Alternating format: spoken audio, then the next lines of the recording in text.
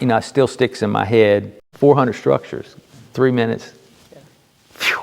Fellowship that they gave to us, you know, you would think like, who's serving who here?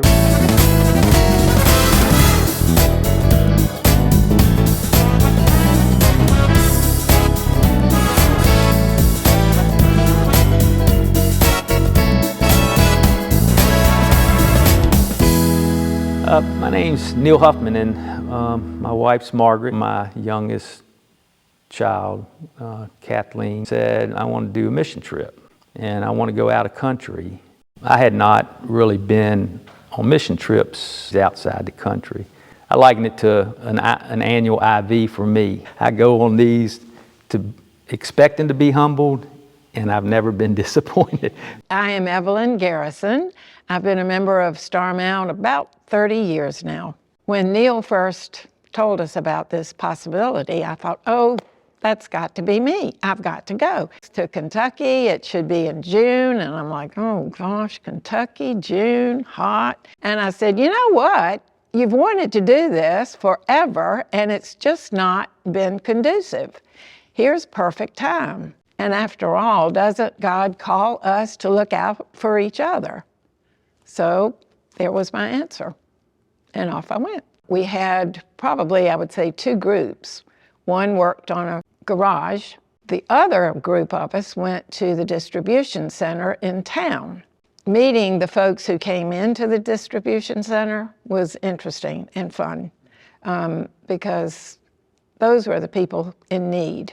What you find is the similar value systems. I mean, the mothers hold their kids, the babies close. Father works and the mother works, and they work a home, and then they go worship, and you see the same things you see here. And so I think people that go that have an idea about a certain culture or way of what people are, they get down and say, well, they're not much different than us. One woman told me that her son, her teenage son, but he had lost his cat, and he was distraught.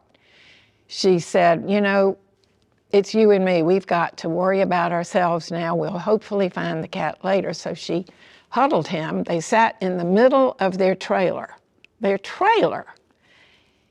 And here comes this tornado and just knocks them sidewinded. Everything they have around them is destroyed, but they are not. They got a saying in Mexico, and how do you change the world? One bota. Bota's a bucket, one bucket at a time. That's how you change it. And so if you just fill up this bucket at your pace and move it from here to there, you're changing the world. And you know, if 10,000 people did that, you know, that's going to be cleared lot. Now they're going to build a building on it. It all happens. I don't believe that God intended us to sit in the church and work just for ourselves. I just don't believe that.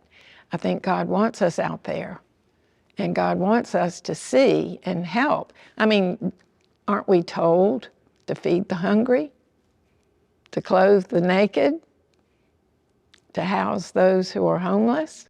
We need to reach out. It's just part of a calling that we're all supposed to feel, I think. So I would say give and go. All who believed were together and had all things in common. They would sell their possessions and goods and distribute the proceeds to all, as any had need. Day by day, as they spent much time together in the temple, they broke bread at home and ate their food with glad and generous hearts.